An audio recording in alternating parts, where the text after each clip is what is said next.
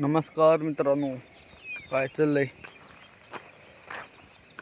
सकाळी सकाळी यायला लागते वावरात. वानेरायचा तर असले वाढलं. आपल्या भुईमुगासाठी लय हे ते खातच राहतात. भले उपटून उपटून खातात सगळं, काहीच ठेवत नाही. बुगा चक 2-4 दिवसापासून झालं खायला, तर तेवढं नाही पण खायला तर सवय लागली त्याला यायला. 25-30 झाडं येऊन खायला रोजची. सायाळ येऊ लागलं, सायाळ बंद झालं.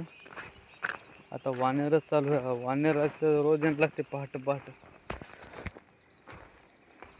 ते पाती तिथं दिसतंय कसं सांगू हे हेच आहे.